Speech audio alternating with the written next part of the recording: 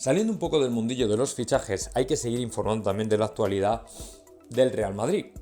Y esta, por desgracia, pasa por ir a juicio hoy mismo contra el acuerdo de CVC firmado e impulsado por Tebas. Muy probablemente a la hora que estéis escuchando este audio ya se haya producido la declaración del equipo legal del Real Madrid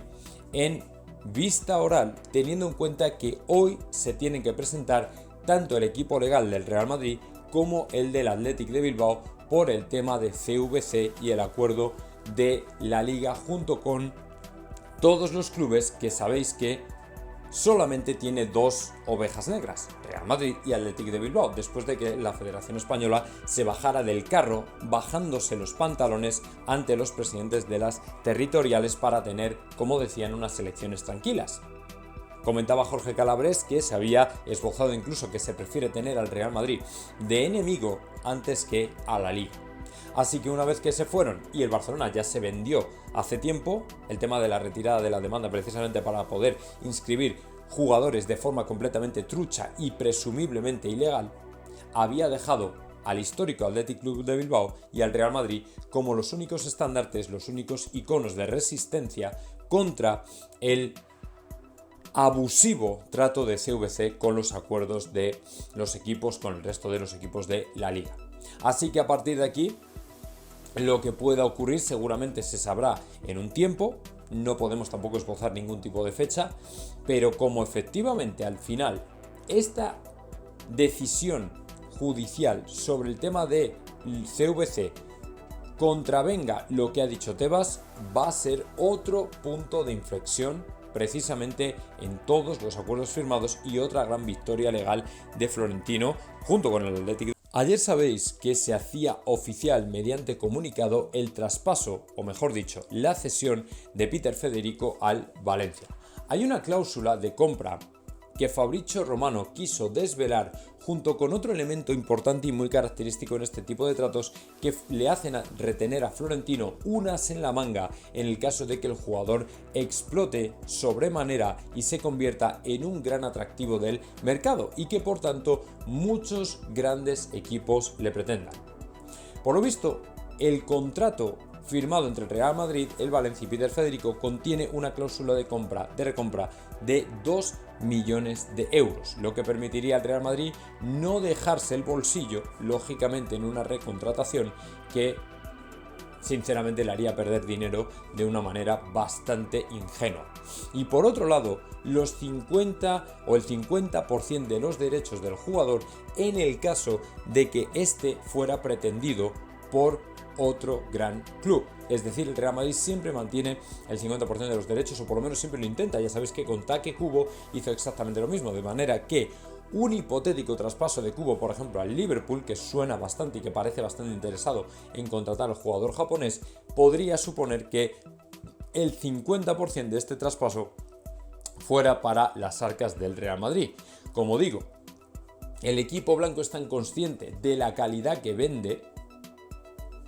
que no puede permitirse dejar marchar sin más a los jugadores sin cubrirse las espaldas ante un hipotético estallido o, como queréis llamarlo, una auténtica explosión del jugador en cuestión, ¿vale? Por esto es por lo que Florentino se trata de asegurar lo máximo posible antes de perder completamente al jugador en cuestión. Y ya sabéis que muchos no vuelven al Real Madrid, con lo cual esto tiene todo el... Ayer habló una vez más Jürgen Klopp, el entrenador del Liverpool, además de hacer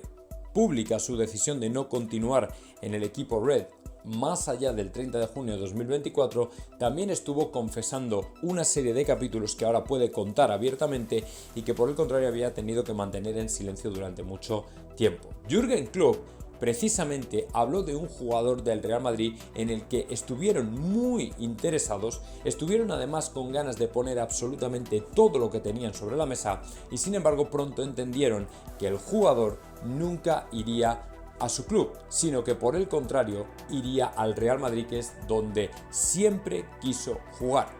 Para que veáis, y lo que por supuesto demuestra, que Bellingham, el jugador al que nos estamos refiriendo, siempre ha tenido al Real Madrid en la mira. Para Jude Bellingham, como bien nos decía Miguel Gutiérrez, es importante tener un desafío, además de un equipo que te pague un gran salario.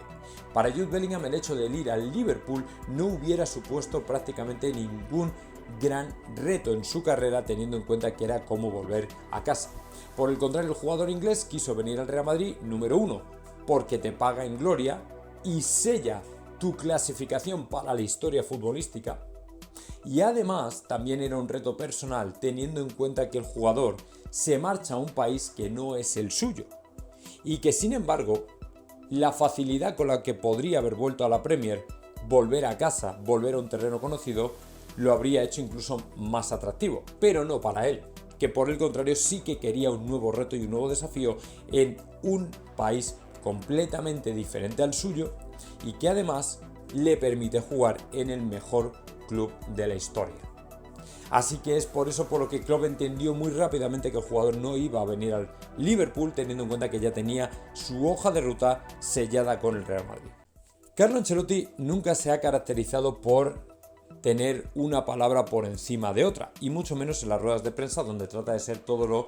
moderado, comedido y elegante que pueda ser.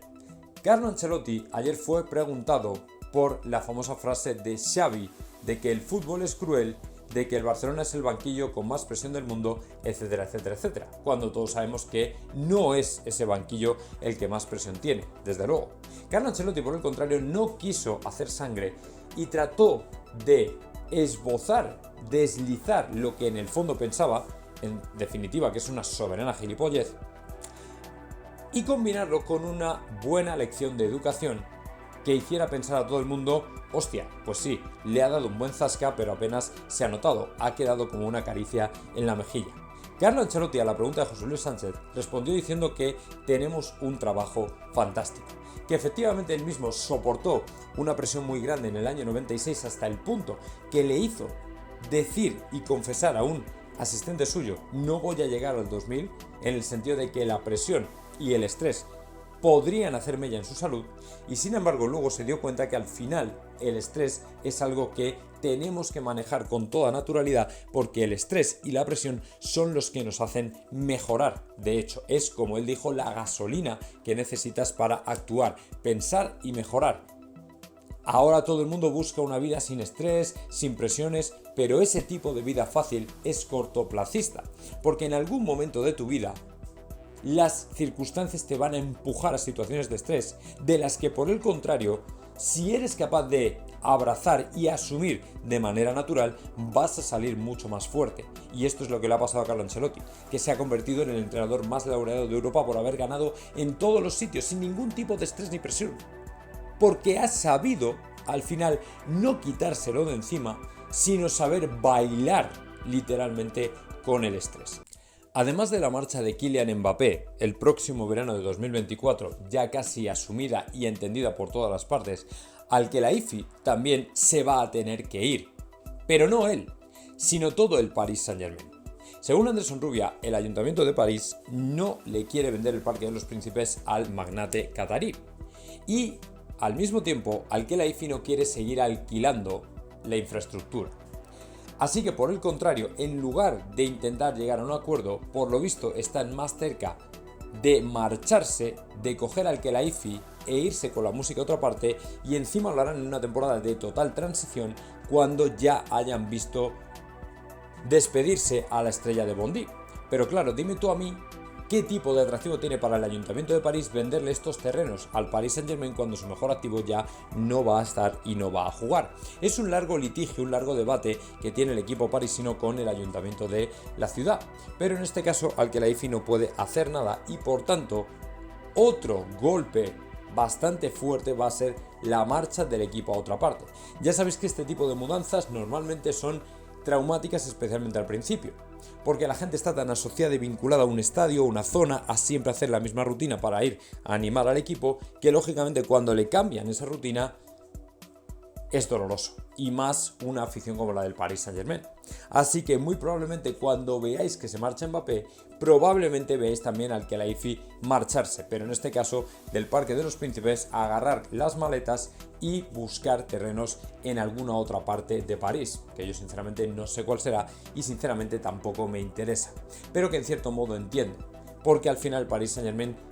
tiene que seguir su vida sin Mbappé. Y esto es duro, pero no solo duro para el Paris Saint-Germain, sino duro para toda la liga francesa, que como veis va a perder a su mejor activo y desde luego cualquier tipo de atractivo a la hora de vender derechos de la competición francesa.